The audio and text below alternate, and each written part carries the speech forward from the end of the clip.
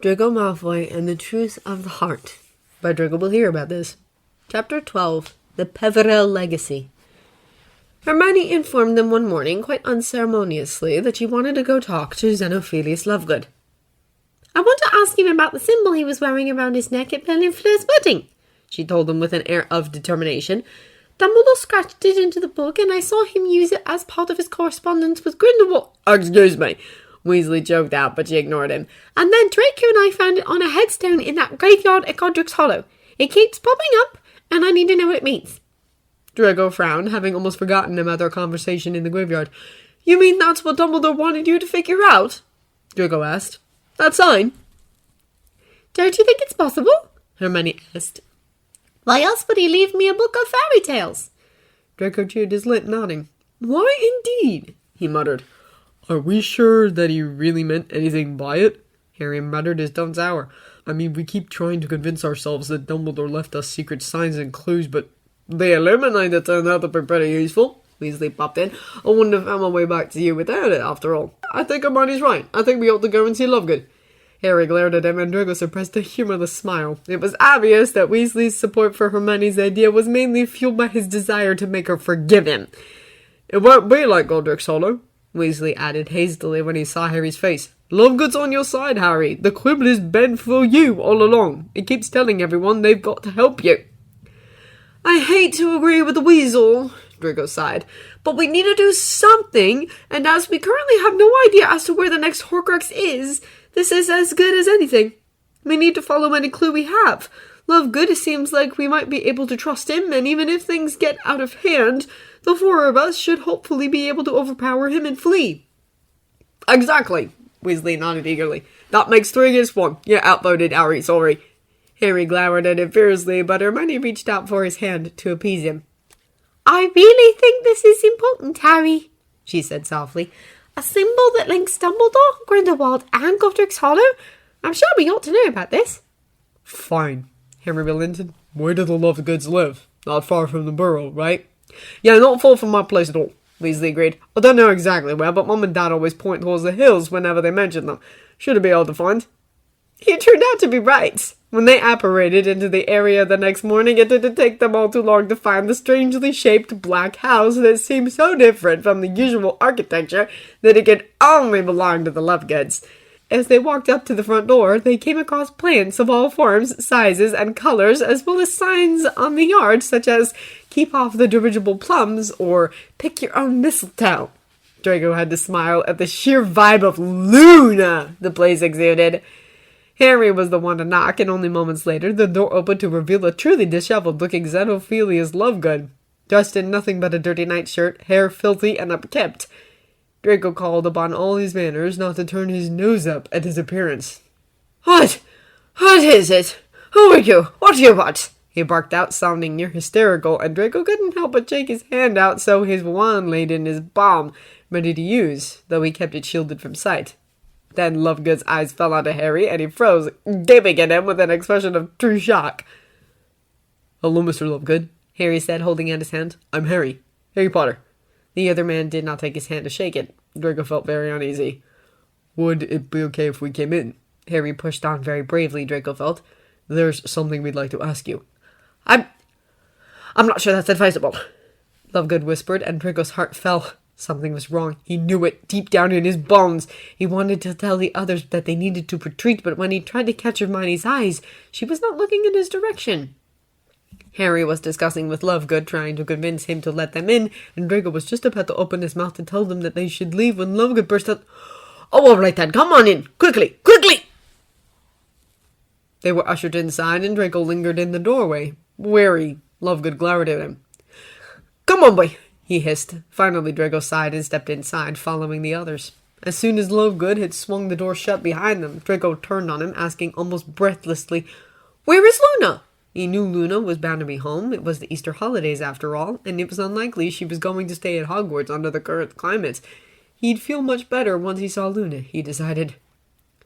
Lovegood turned, looking at him with sharp blue eyes. "She is down at the stream fishing for a freshwater plumpies. She would like to see you. I'll go and call her, if you'll wait here for a moment." And with that, he opened the door once more and slipped out of it again, disappearing back out again. Draco turned to look at the others, deeply disconcerted. "Something is wrong," he said. "What makes you say that?" Hermione frowned. "The way he's acting!" Draco shook his head. "A man who's on our side doesn't behave like that." "The Lovegoods have always been strange," Weasley shrugged. "Though I have to agree, Luna has 3 times the guts he has." "I'm telling you, something is wrong!" Draco shook his head. "We should leave, now!" "But we haven't got any information yet," Hermione muttered, looking crestfallen. "Who cares?" Draco snapped. "We'll get it elsewhere! We need to leave before he rats us out and—" But at that moment, the door opened again, and Lovegood returned, cutting off Draco's rant. He bit back a curse, and Harry met his eyes, looking worried. "Luna is down beyond Bottom Bridge. She is most excited that you're here," Lovegood announced. "She ought not to be long. She has caught nearly enough Plimtees to make a soup for all of us. May I offer you all an infusion of Gurdy roots while we wait?"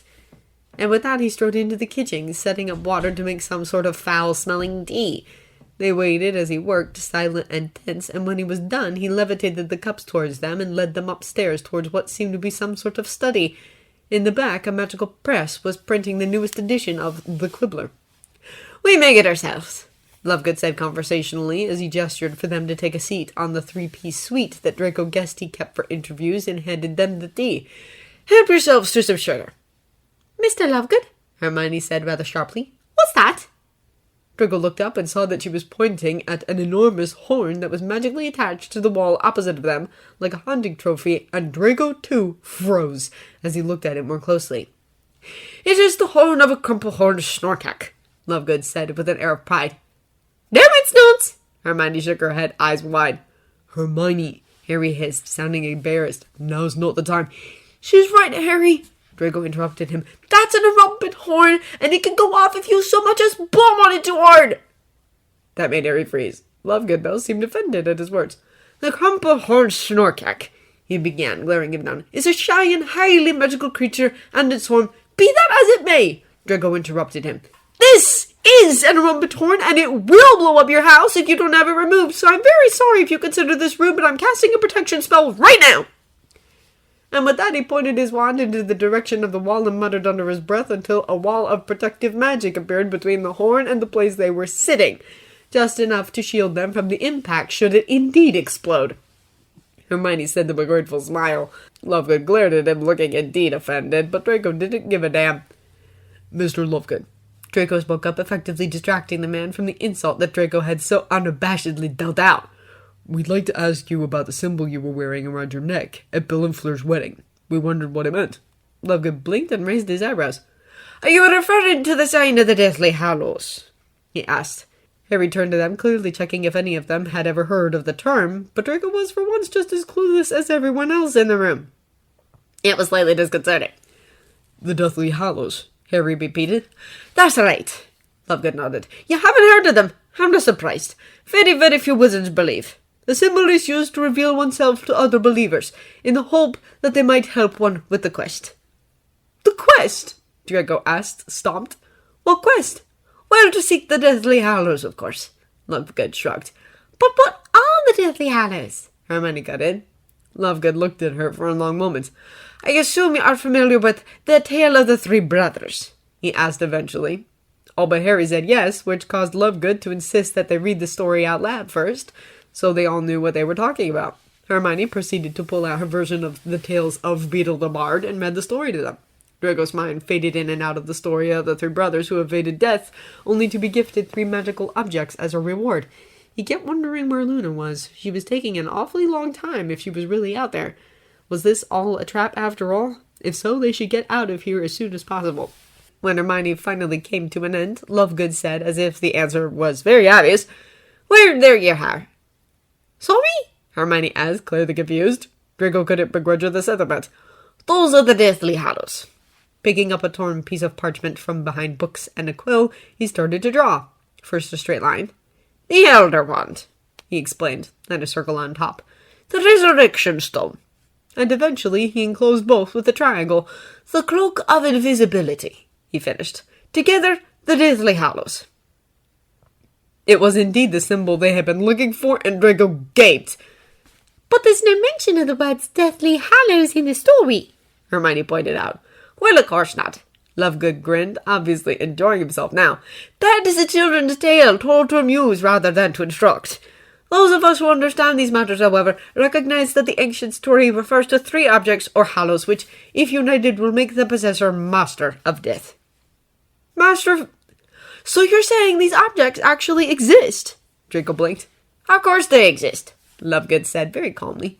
But, Hermione spluttered, sounding distressed, Mr. Lovegood, how can you possibly believe... Lorna has told me about you, young lady, Lovegood interrupted her. You are, I gather, not unintelligent, but painfully limited, narrow, close-minded. Hermione looked like she'd been slapped. Draco quickly intervened, asking, Is there any proof that they exist?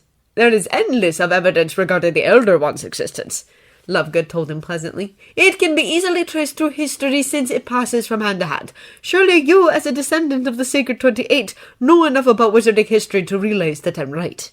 You must have heard of the way the wand came to Egbert the Egregious after his slaughter of Emmerich the Evil, of how Godelic died in his own cellar after his son Hereward took the wand from him, of the dreaded Luxus who took the wand from Barnabas de Verel, whom he killed. The bloody trail of the Elder Wand is splattered across the pages of wizarding history. And Draco gaped because, for once, Lovegood actually made sense. There had been tales of wands more powerful than others who had caused the historic killings called death sticks, amongst other names. All right, Hermione injected, sounding disconcerted. But what about the stone? The thing you call the resurrection stone? What of it? Lovegood asked. Well, how can that be real? Prove that it is not. Lovegood shrugged and Hermione spluttered. I'm sorry, but that's completely ridiculous. How can I possibly prove it doesn't exist? What? Do you expect me to get hold of all the pebbles in the world and test them? I mean, you could claim that anything's real if the only basis for believing in it is that nobody proved it doesn't exist. Yes, you could. Lovegood smiled, looking quite smug now. I am glad to see you are opening your mind a little. So, the cloak. Harry cut in, clearly trying to de-escalate the situation. We know invisibility cloaks exist, obviously. But the 3rd Hallow is a true cloak of invisibility, Mr. Potter. I mean to say it is not a travelling cloak imbued with a disillusionment charm, or carrying a bedazzling X, or else woven from demiguise hair, which will hide one initially but fade with years until it turns opaque. We are talking about a cloak that really and truly renders the wearer completely invisible and endured eternally, giving constant and impenetrable concealment, no matter what spells are cast at it. How many cloaks have you ever seen like that, Mr. Potter? 1, Draco's mind supplied. Only 1, and it was currently in the room with them. Draco felt cold and then hot again. Harry caught his eyes, and they held each other's gaze for a long moment. There was a long pause, and then Hermione asked, quite suddenly, Mr. Lovegood, does the Peverell family have anything to do with the Deathly Hallows? Lovegood looked delighted at the question. But you've been misleading me, young woman, he called. I thought you were new to the quest. Many of us questers believe that the Peverells have everything to do with the Hallows. Who are the Peverells? Weasley asked. That was the name on the grave with the mark on it in Godric's Hollow, Hermione shrugged. Ignatius Peverell. Exactly, Lovegood called excitedly. The sign of the Deathly Hallows on Ignatius's grave is conclusive proof. Of what? Draco demanded. Why, that the 3 brothers in the story were actually the 3 Peverell brothers, Antiochus and Ignatius. That they were the 3 original owners of the Hallows. Lovegood glanced at the window and then got to his feet quite abruptly.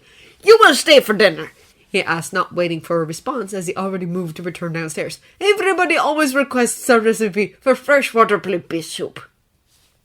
Probably to show the poison in the vomit and send mongos, Weasley muttered as soon as Lovegood was out of earshot, but Draco got up nervous now.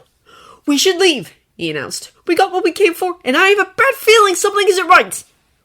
What do you mean? Hermione asked, looking alert. Isn't Luna taking an awfully long time? Draco pointed out, watching as her face fell. Harry's jaw set in realization. This is a trap, I'm telling you! We have to go! But if Luna is not here, where is she? Harry asked. I don't know! Draco groaned, a little desperate now. With some luck, she's at Hogwarts with everyone else. Or she's in danger, Harry pointed out. Even if she were, I don't think she'd approve of her father trying to sell us out to save her, Draco moaned. We should not play into his hands! But what will happen to Luna if we just take off? Hermione asked, looking distressed. Will they a hat? Draco cursed, stupid, impossible Gryffindors! Malfoy's right, Weasley said, much to Draco's surprise. We can't let ourselves get caught to save Luna. But we can't just disappear either, Harry argued. They might punish Luna because her father called him in vain, or because he let us escape. So we'll leave a track, Draco snapped. Make sure they knew we were here. And then his eyes fell on the Erumpent horn and his mind reeled. Hermione followed his gaze. No! She gasped. Draco just looked at her. You're insane! She hissed. It will blow up the whole house! Exactly! Draco nodded. We can disapparate and they'll know for sure someone was here. But it might have been someone else, or he might have set off the horn by himself, Hermione argued. I'm not sticking around until the Death Eaters arrive! Draco snapped. I'm not taking that risk! We're leaving now! I hate this, Harry whispered. You don't have to like it! Draco shrugged, getting out his wand and pointing it at the horn. I'm going to do it anyway! Wait! Hermione said. She reached out for Harry and took off his glasses. He blinked, temporarily blinded, as Hermione cast a duplication charm on them. Then she gave the real ones back to him and dropped the fake ones on the floor. Like this, they'll know you were here, she shrugged. It's evidence enough. Good, Draco nodded, satisfied. Now hold on to me. Hermione, I'll cast the spell and you'll apparate us out of here as soon as I'm done. Okay, she nodded. Draco made sure that everyone was in some way touching and connected before focusing on the Erumpent horn. He removed the protection spells he had cast earlier and counted to 3 before casting a well-aimed blasting spell at it. The effect was immediate. Draco could feel the pressure moving outwards, the beginning of an explosion just before they disappeared, landing in the middle of a field. Hermione began casting spells immediately, and Draco hurried to help her. I can't believe we just blew up Luna's house, Harry muttered, sounding horrified. He wanted to add us over to you-know-who, mate, Weasley reminded him. I think it was justified. But what if he didn't? Harry argued. What if we acted rashly? Draco rolled his eyes and pulled his necklace over his head, thrusting it at Harry. Here, he snapped. Check up on him. See if any Death Eaters arrive at the scene. Harry frowned at him, but he took the necklace from him. There was silence from Harry for a couple of minutes, and then, when he finally spoke again, his face was dark. You were right, he muttered. He was going to sell us out. They kidnapped Luna off the Hogwarts Express as far as I could gather. I checked on her. She's in some dungeon with Ollivander. Draco felt sick at the news. He finished setting up the tent and then sat on the ground, heart heavy. I wished we could do anything to help her, he told him quite earnestly. But wherever they are keeping her, it will be heavily guarded. We can't risk getting caught. I know. Harry sighed, sitting next to him and handing him the necklace back. Believe me, I learned my lesson when I almost lost you at Godric's Hollow. I wish we could help Luna, but it's going to be almost impossible to get to her. Also, he hesitated and then he pressed on. I have a suspicion where they are, and I'm not taking you there. Where? Draco frowned. Malfoy Manor, Harry muttered. Some of the visions my scar showed me. I saw your father. Draco's jaw clenched. He nodded. Harry reached out to touch his hand, entwining their fingers. Luna is strong, Harry reminded him. She'll probably be talking Ollivander's ear off about Ragsbirds and Nargles as we speak. That made Draco smile, if only a little. I'm so sorry I convinced you to go there, Hermione moaned, idly working on setting up a fire. Harry, you were right. It was Godric's Hollow all over again. A complete waste of time. The Deathly Hallows. Such rubbish. Although, actually, she blinked, he might have made it all up, mightn't he? Hermione, Draco frowned. I don't believe he was lying, nor... What? She asked, an edge to her voice.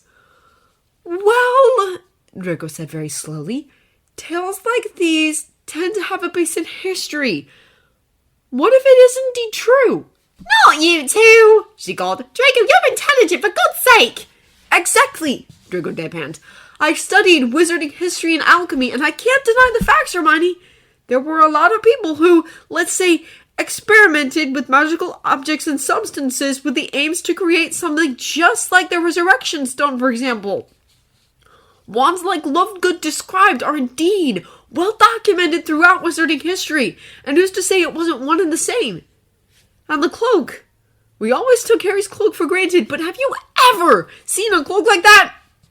He's right, you know, Weasley said meaningfully. Cloaks like Harry's don't exist.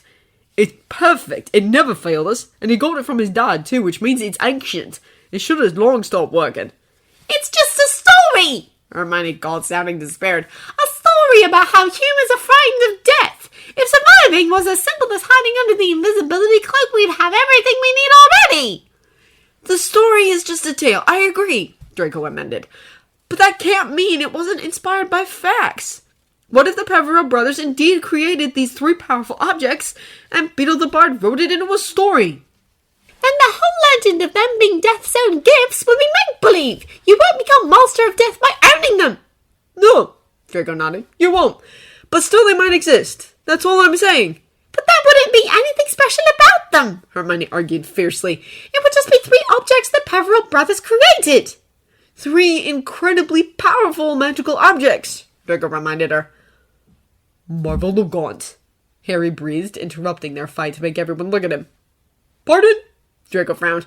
Marvel the Gaunt, Harry repeated, sounding excited now. You know whose grandfather, in the Pensieve, with Dumbledore, Marvel the Gaunt said he was descended from the Peverells. Which means the Dark Lord is too, Draco muttered, catching up. Crap! The ring, Harry continued. The ring that became a Horcrux. Marvel the Gaunt said it had the Peverell coat of arms on it. I saw him waving it in the bloke from the Ministry's face. He nearly shoved it up his nose. The coat of... It must have been the symbol of the Hallows, Draco muttered, blinking. You think it might have been... Why not? Harry called, clearly excited. Marvolo Gaunt was an ignorant old git who lived like a pig. All he cared about was an ancestry. If that ring had been passed down through the centuries, he might not have known what it really was. There were no books in that house, and trust me, he wasn't the type to read fairy tales to his kids. He'd have loved to think the scratches on the stone were a coat of arms, because as far as he was concerned, having pure blood made you practically royal. But where would Dumbledore have put it after... The snitch! Draco whispered, eyes wide. I opened it to close. He left it in there for you to find when you needed it the most. Draco! Hermione admonished, sounding scandalized. You can't honestly think... Hermione, it all fits together, Draco insisted. What else would be in that snitch? Why else would he have left you that book? That's what Dumbledore wanted us to figure out. So that means it's all true, and we have 2 Hallows now, Weasley asked wide-eyed. What about the wand? Ron, Hermione began. Think about it, Hermione, Weasley said. An unbeatable wand. That's what he's after, Harry muttered, face falling as he gazed into the distance. That's why he was looking for Gregorovitch. He was searching for the wand. That makes sense, Draco frowned. It's the only Hallow he'd actually have any practical use for, especially since the connection between your wands has been such a disadvantage to him. Right, Harry nodded, meeting his eyes. So what do we do? Draco bit his lip, turning the new information over and over in his mind. He could feel Hermione's eyes on him. Finally he answered, Nothing, for now. Nothing? Harry asked, incredulous. Harry, even if you had the wand, you wouldn't be able to kill the Dark Lord unless we got rid of all the Horcruxes beforehand, Draco reminded him. So that needs to be our priority. Not to mention that while the Dark Lord is searching, he is distracted. That is a good thing. It gives us time. But what if he finds it? Weasley asked, looking appalled. It's still just a wand, Draco shrugged. It might be powerful, but nothing is unbeatable. When both Harry and Weasley just looked at him doubtful, he continued, It's wizard-made, remember? It's not been handed out by death itself. It can't be fought. I still think we should try to stop him from getting it if we can, Weasley muttered. Draco was right, Hermione backed him up. Dumbledore wanted us to destroy the Horcruxes. We should stick to that. I think it was important to him that we had all the information we needed, Draco frowned. Though his way of ensuring that was twisted, mind you. But I don't think he'd have wanted us to chase after a wizard-made myth and forget what we're supposed to be doing. Exactly, Hermione nodded, seeming relieved. She got to her feet. I'm setting up the kettle. Who wants some tea? Weasley followed her inside, throwing a reluctant look at Harry over his shoulder before disappearing out of sight. Draco moved closer to him, enough so that their thighs touched. This is the right path, Harry, Draco muttered. Please, trust me. I do, Harry sighed. I just hate the thought of him getting his hands on that wand. Maybe we can still prevent it, Draco shrugged. We'll have to wait and see. Harry nodded, not answering. After a moment, Draco murmured, You are aware, of course, that you're a descendant of the 3rd brother, should our theory prove correct? Harry blinked at him. You're right, Harry mused. I guess I am. If only my father knew, Draco snorted. My boyfriend is a Peverell. He'd be so proud. Harry chuckled and elbowed him. Draco elbowed him right back.